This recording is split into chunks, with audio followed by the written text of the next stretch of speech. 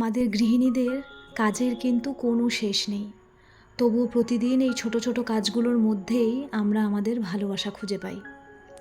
আসলে সংসারটা তো শুধু একটা দায়িত্ব নয়, এটা আমাদের নিজেদের গড়া এক টুকরো পৃথিবী, যেখানে সবার হাসি আমাদের সবচেয়ে বড় পাওয়া। যদিও সংসারের এই কাজের জন্য আমাদের আলাদা কোনো ছুটি নেই, কিন্তু মাঝে মাঝে এই দায়িত্বগুলোই আমাদের সবচেয়ে বড় সুখ হয়ে ওঠে। নমস্কার সবাইকে, আমি মহুয়া।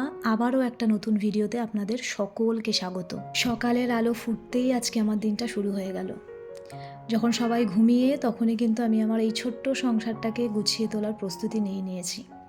তবে আজকের রুটিনটা কিন্তু অন্য দিনের থেকে একটু আলাদা, তাই আজকে কিন্তু ঘুম থেকে উঠেছেও অন্য দিনের তুলনায় একটু সকাল সকাল। আজ বেশ কয়েকদিন ধরে ডোডোর অনলাইন ক্লাস হচ্ছে, এই ভোটের ব্যাপারের জন্যই। ভোটের রেজাল্ট আউট হওয়ার পরে তারপরে গিয়ে স্কুল খুলবে।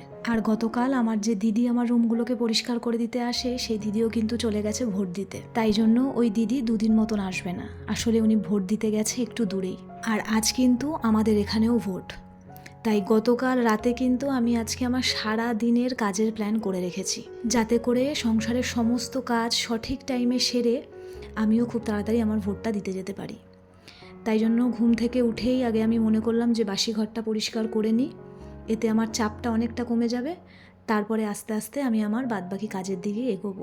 আর সকাল সকাল উঠেই ঘর দোয়ার ঝাড় দেওয়া বা মুছে নেওয়া মানেই যে শুধু ঘর পরিষ্কার রাখা তা নয়, নিজের দিনের শুরুটাকেও সুন্দর করে তোলা। আর গোছানো ঘরেই তো শান্তি আসে, আর সেই শান্তি থেকেই আসে সারাদিনের এনার্জি। আমি যতই আমার ঘরবাড়ি পরিষ্কার করার জন্য লোক রাখি না কেন, আমার কিন্তু প্রত্যেক দিন সকালে ঘুম থেকে ওঠার পর একটা ডিউটি থাকে। ডোডো স্কুল বেরিয়ে যাওয়ার আগে বা ও স্কুল না গেলেও আমার ঘরের যে চৌকাঠটা, সেখানে জলের ছেটা দেওয়া, এবং আমার চৌকাঠ থেকে বেরিয়ে আমার যে সামনেটুকু আমার রুমের বা আমার ফ্ল্যাটের সেই জায়গাটা মুছে নেওয়া, জলের ছেটা দেওয়া, এটা কিন্তু আমার প্রত্যেক দিনের ডিউটি। তো যাই হোক, বাসি ঘরের সমস্ত কাজ সেরে এখন আমি আমার এক্সারসাইজের জন্য রেডি হয়ে গেছি। এটা আমার এখন প্রত্যেক দিনের রুটিনের একটা অংশ। আমাকে প্রত্যেক দিন উঠে আগে আমার এক্সারসাইজ করতে হয়, আমার যোগা প্রাণায়াম এগুলো সমস্ত কিছু করতে হয়। তারপরে কিন্তু আমার বাদবাকি দিনের কাজ বলুন বা আমার দিনটা শুরু হয়। এতদিন ধরে সংসারের কাজ করা, সংসারের কাজের জন্য দৌড়ঝাঁপ করা, ওটাকেই ব্যায়াম হিসেবে মেনে নিয়েছিলাম। কিন্তু হসপিটালে যাওয়ার পর থেকে বুঝতে পারলাম যে না, প্রত্যেকটা দিন অন্তত 1 ঘন্টা বা আধ ঘন্টা করে আমাদের শরীরচর্চা করা উচিত। এটা আমি যদি না শুরু করতাম নিজে, তাহলে কখনোই রিয়েলাইজ করতে পারতাম না। তাই এখন প্রত্যেক দিন আমার যত কাজই থাকুক না কেন, যত ব্যস্ততাই থাকুক না কেন, আমি সেখান থেকে 1 ঘন্টা 1.5 ঘন্টা বার করে নিই আমার নিজের জন্য। আর যদি বলি এই প্রাণায়ামের কথা, এই প্রাণায়াম করার পর থেকে আমি নিজের মধ্যে অনেক পরিবর্তন আস্তে আস্তে লক্ষ্য করতে পারছি। আগে যখন এই সমস্ত জিনিস দেখতাম বা শুনতাম, কখনোই সেগুলোকে নিয়ে গুরুত্বই দিইনি, কিন্তু এখন এইটাই আমার জীবনের একটা অংশ। আমার শরীর এবং আমার স্বাস্থ্যের জন্য যে যোগাগুলো দরকার সেগুলোই আমি করি, তারপর কিছু কমন প্রাণায়াম আছে সেগুলোও করি। তো চলুন, আমার তো শরীরচর্চা শেষ, এইবার আমি লেগে পড়বো আমার সংসারের কাজে। ওই যে বললাম, আজকে কিন্তু সমস্ত কাজ প্ল্যান করা, পরপর করে সমস্ত কাজ শুধু স্টেপ বাই স্টেপ আমাকে করে যেতে হবে। চলুন, এখন আমি চটপট করে ব্রেকফাস্টটা রেডি করে নেব।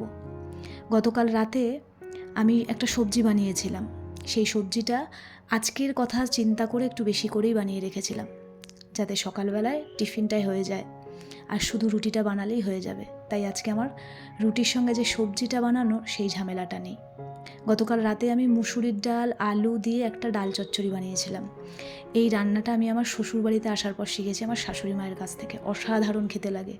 যদি কোনো সময় পারি আপনাদের সঙ্গে রেসিপিটা শেয়ার করব। খেতে অসাধারণ লাগে, আর খুব কম সময়ের মধ্যে খুব চটপট কিন্তু এটা হয়েও যায়। এরপর তরকারিটাকে ভালো করে গরম করে নিয়ে ডিম সেদ্ধটা বসিয়ে দিলাম।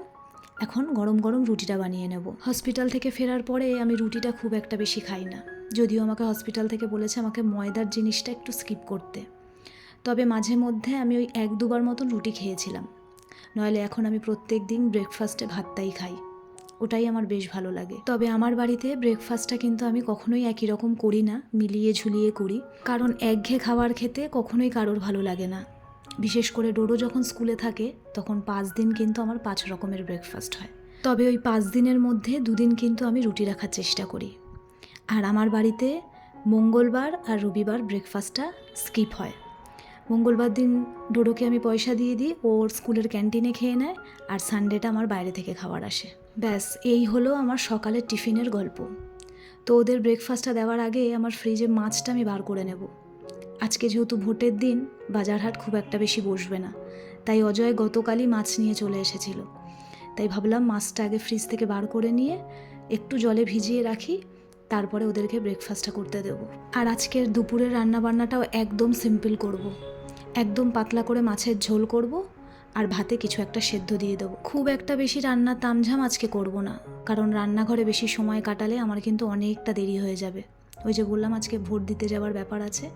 তো মাছটা আমি ভালো করে ধুয়ে পরিষ্কার করে নুন হলুদ মাখিয়ে এখন রেখে দিচ্ছি। এখন ডোডোকে আর অজয়কে চটপট করে টিফিনটা দিয়ে দেবো। যদিও ভোট দেওয়া তো অনেক সকাল সকালই শুরু হয়ে গেছে, তবে আমি গতকালই ভেবে রেখেছিলাম আমি একদম সকাল সকাল যাব না। ইচ্ছে আছে সমস্ত কাজ শেষ করে পুরো ঘরবাড়ি গুছিয়ে স্নান পুজো করে খাওয়া দাওয়া করে তারপরে আমি শান্তি মনে ধীরে সুস্থে ভোট দিতে যাব। আর আমার মা বাবা একদম সাত সকালে গিয়ে ভোট দিয়ে এসছে, মানে ওই ধরুন 6:45 নাগাদ। মানে সবার প্রথমে আমার মা বাবা ভাই ছিল, তারপরে আস্তে আস্তে মা বলল আমরা যখন ভোট দিয়ে বেরোচ্ছি তখন অনেকটাই প্রায় ভিড় হয়ে গেছে। আজকে কাঁচকলা আলু দিয়ে তেলাপিয়া মাছের ঝোল বানাবো। আর আপনাদেরকে তো দেখালামই যে ভাতে উচ্ছে আর আলু সেদ্ধ দিয়েছি, ওটা ভালোভাবে মেখে দেবো, আর তার সঙ্গে মাছের ঝোল। কাঁচকলাগুলো প্রায় 5-6 দিন হলো ফ্রিজে এনে রাখা রয়েছে, তাই ভাবলাম এটাকে আর যদি রেখে দিই তাহলে নষ্ট হয়ে যাবে। তাই তেলাপিয়া মাছ দিয়ে কাঁচকলা আলু দিয়ে পাতলা করে ঝোল করলে খেতে খুব একটা খারাপ হবে না। আসলে সত্যি কথা বলতে আমাদের গৃহিণীদের দিনের শুরুটা আসলে কাজ দিয়ে নয়, প্ল্যানিং দিয়েই শুরু হয়। কোন সময়ে কি কাজ করব, কি রান্না হবে, কিভাবে সব সামলানো যাবে, সব কিছুই আমাদের আগে থাকতে ভেবে রাখতে হয়। তবে এই প্ল্যানিংটা কিন্তু আমাদের দিনটাকে অনেকটা স্মুথ করে তোলে। বিশেষ করে রান্নার প্ল্যানিং যদি আগে থেকে করে রাখা যায় অনেকটা ঝামেলা কমে যায়। সকালে উঠে আজ কি রান্না করব এই চিন্তায় পড়তে হয় না, সময়টা তো বাঁচেই, আর কাজগুলো অনেক গুছিয়ে করা যায়। সংসারের এত কাজের মধ্যে যদি একটু আগে থেকে পরিকল্পনা করে রাখা যায় না, বিশ্বাস করুন চাপটা অনেকটা কমে যায়।